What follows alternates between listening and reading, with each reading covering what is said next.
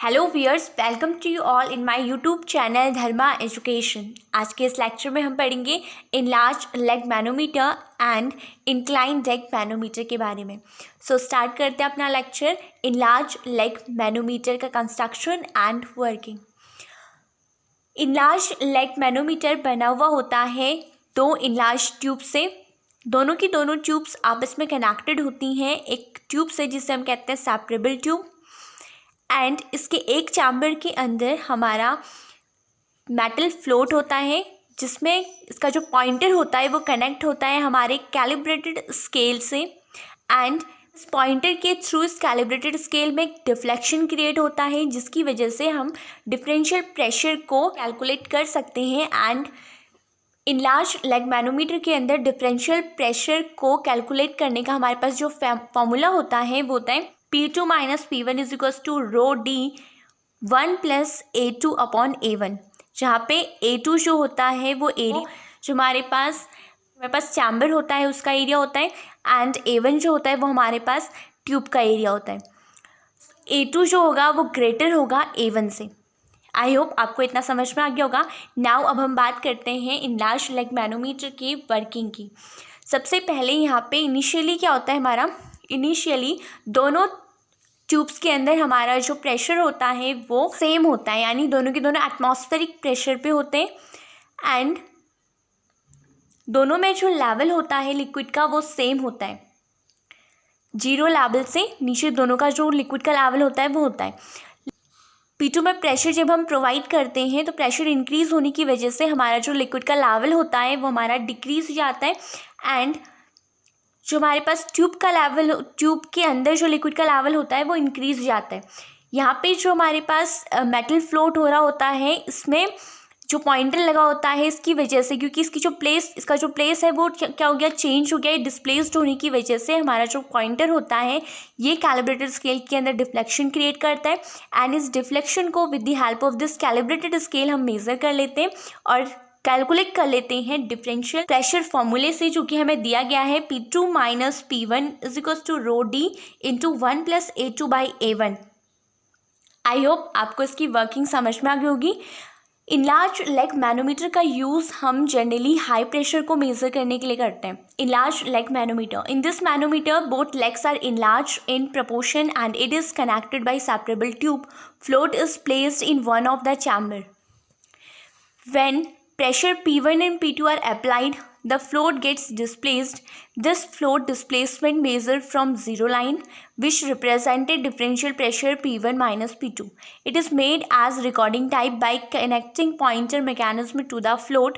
It makes the pointer to deflect on the calibrated scale. This equation can be written as P2 minus P1 is equal to rho d 1 plus A2 by A1. Enlarge leg manometer को recording type manometer भी कहा जाता है। And इसके अंदर हम 5000 PSI तक का प्रेशर जो है वो मेज़र कर सकते हैं। आई होप आपको समझ में आ गया होगा इनलार्ज लेग मैनोमीटर। अब हम बात करते हैं इंक्लाइंड लेग मैनोमीटर की। सबसे पहले बात करते हैं कंस्ट्रक्शन की। हमारा जो इंक्लाइंड लेग मैनोमीटर होता है वो बना हुआ होता है एक वेल से, और इसमें जो ट्यूब लगी हुई होती है वो हमारी वर्टिकली इंक्लाइंड होती है एक एंगल पे, और उस एंगल को हम कहते हैं अल्फ़ा। ओके, यहाँ पे हमारी एक स्केल लगी हुई होती है जो हमारे लिक्विड लेवल कितना इंक्रीज़ हुआ है इस ट्यूब के अंदर उसको मेज़र करती हैं। हमेशा इसका जो हमारे पास ट्यूब है इसका जो डायमीटर होता है ये as compare to this well वो छोटा होता है। एंड इसका जो एरिया होगा वो क्या होता है, हमारा ज़्यादा होता है, यानी A2 is greater than A1। Okay, A2 हमने इस वेल का एरिया माना एंड A1 हमने इस ट्यूब का एरिया माना। नाउ अब हम बात करते हैं इसकी वर्किंग की। इनिशियली इसके अंदर जो प्रेशर होता है वो सेम होता है एंड दोनों का जो लिक्विड लेवल होता है वो भी क्या होता है, सेम होता है। 0 लाइन तक हमारा जो लिक्विड होता है वो इसके अंदर भरा हुआ होता है, हमारे वेल के अंदर भी और हमारे ट्यूब के अंदर भी। जैसे ही हम प्रेशर इंक्रीज़ करते हैं वेल के अंदर तो हमारा जो लिक्विड लेवल होता है वो डिक्रीज़ हो जाता है। एंड जो हमारे पास ट्यूब में लिक्विड लेवल होता है वो हमारे 0 लेवल से इंक्रीज़ होकर यहाँ पहुँच गया। उसके बाद हम इस स्केल के थ्रू इसमें कितना, इसकी जो डिस्प्लेसमेंट जितना होता है वो हम मेज़र कर लेते हैं।